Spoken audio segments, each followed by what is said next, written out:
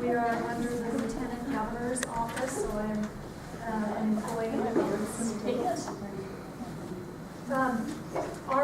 So my background, I have 20 years in the volunteer world. I have recruited volunteers, orientation, curriculum, training, firing, arranging, anything to do with volunteers.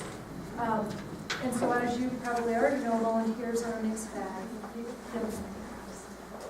You love them, you hate them, you need them, you want to get rid of them, sometimes all of us.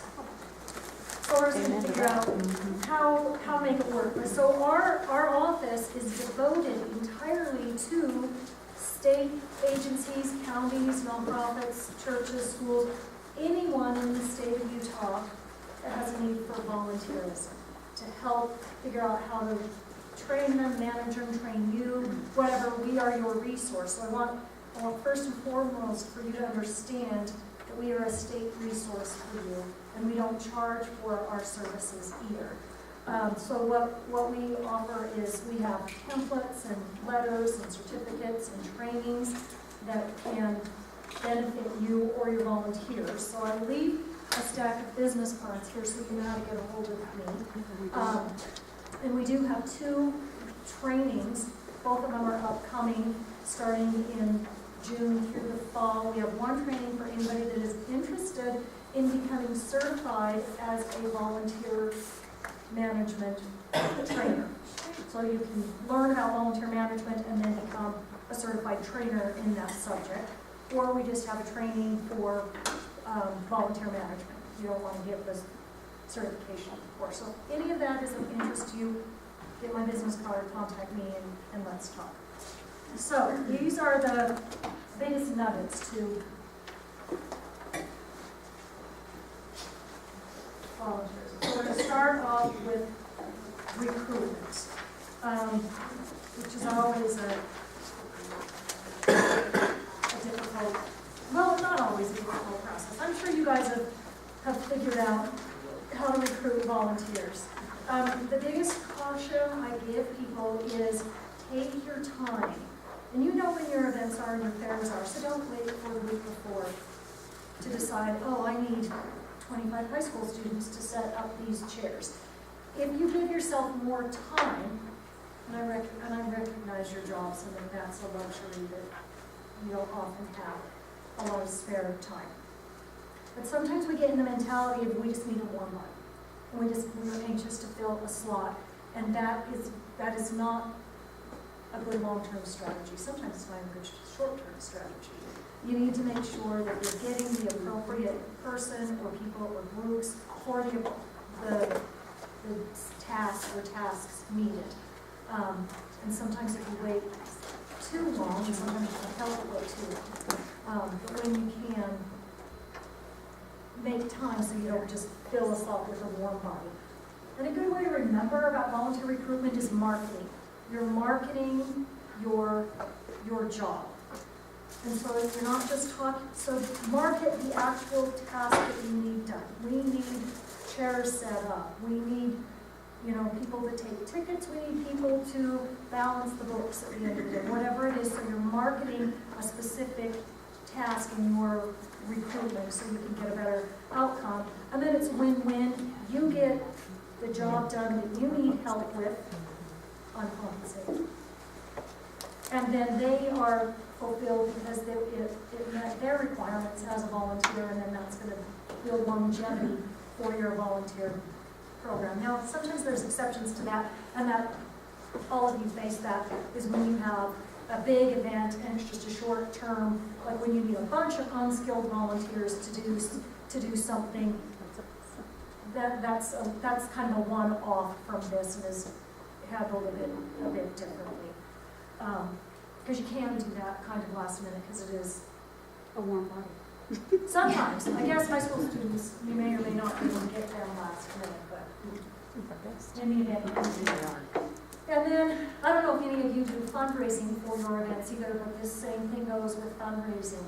It goes with anything, actually. How many times have you been stuck doing something you didn't necessarily want to do but you ended up loving it, or you actually had been thinking for a long time, I'd really like to take my family and do this, or I'd like to get involved in this, but you just don't.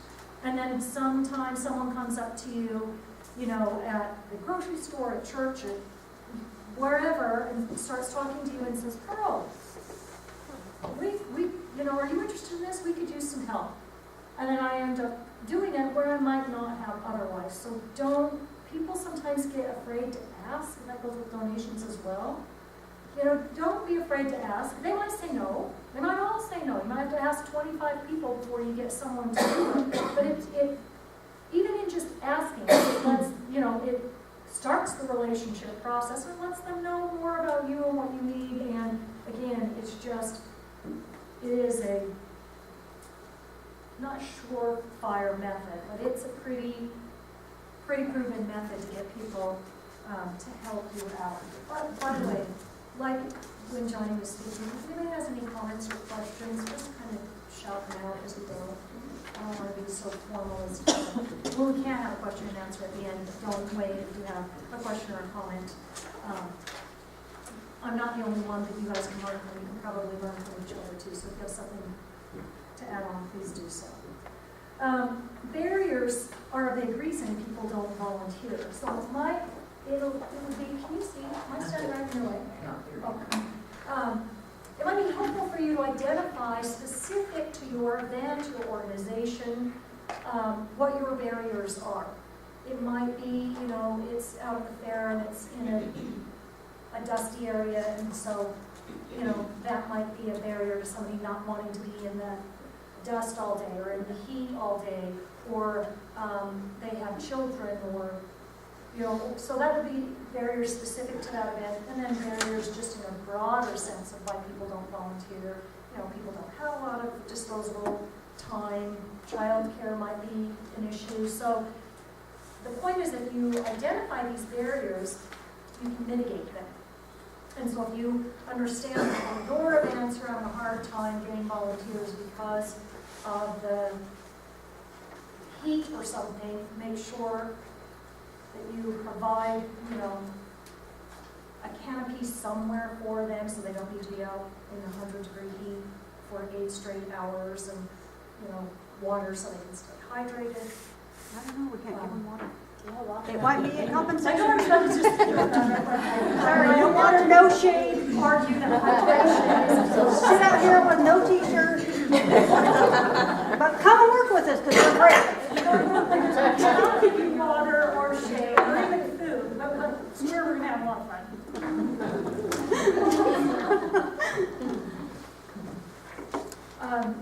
And in talking to people, you might, it's a really good way, just when you are recruiting people or listening to comments from previous volunteers, that might give you clues about barriers for, in general, or specific to your event that you haven't even thought of. So kind of do active listening, and that'll help you, or can help you, come up with some barriers to your event that you might be able to mitigate so that you can get more volunteers and better volunteers. Recruiting volunteers, again, you know, the whole concept, you know, round hole, square peg. When the organization can have their needs met and simultaneously meet the needs of the volunteer, that right there is the nexus, because then that makes you happy, it makes them happy, and it makes them good stewards of your event, which is what you want as well. When you get a volunteer, much like an employee, you don't want them to be second-rate and kind of not really care about what, and you don't want them to have the attitude of, I'm just a volunteer, it doesn't matter if I smile when I greet people when they walk in. Or so, you know, you want to make sure that you have the volunteers that represent you and your event as you want it. And if you go this route, it's not going to happen. So, you know, make sure that you get both of your needs are met. Help that. And recruiting volunteers, you know, how you recruit a 20-year-old, a high school student, or a 60-year-old, probably are going to be a little bit different. You know, a high school student, social media might be your best bet, an older person personally, or maybe in a newsletter, community calendar, something like that might be better avenues. So just recognize one size fits all for recruitment isn't really the best route to take. And then when you're recruiting, again, as many details as you can give. Volunteers are all about managing expectations. I read a blog recently on Twitter, and so it was likely that it was on this person's blog and on Facebook and other places, but it slammed, the whole blog was slamming this organization that she had volunteered for. And she didn't do it, I mean, she was respectful in the way she did it, but still, she did it. Can you imagine if that was your event? And with, you know, social media now, how big that went? So it was all about how she had such a horrible time. And so for me, from my perspective with volunteer management, I read that and thought, what a shame, because all of that was simple. They didn't understand her expectations. They didn't communicate what the volunteer position would be like. So she went in with a completely different mindset than they had, and it just didn't work, and she published it. So there was a lot of comments about that, but that really, I hadn't really thought about how public these things can go until I read that blog. So as many, to manage expectations, give details. You will be standing all day long, you will be answering phones, you will be, you know, you will be able to take time out and enjoy the event, or maybe you'll be able to come back the next day. You know, if you volunteer today, you can have free entrance the next day, or something. So just so expectations are met up front, so that when they get there, they don't leave thinking, I didn't know I was going to have to stand all day long in one place, or that I couldn't bring my kids, or that I'd have to be reimbursed for lunch, and I didn't bring lunch. I mean, whatever it is, make sure that you communicate the details of what you will be doing at these events. Now, obviously, this is going to vary if it's somebody that's just coming to set up chairs. The level of details that you need to go into is different than somebody that has a bigger job or a more skilled job or a complicated job. But just bear those things in mind. And then techniques to avoid the whole bait and switch. I am sure we have all experienced this. Someone thinks they're coming to volunteer to do this. Now, it's not inconceivable that they were and you had a change of plans and need them to do something else. That is not a problem, and that happens. Just communicate it. I know that you signed up to volunteer to do this, but we really could use your help here. Is that okay?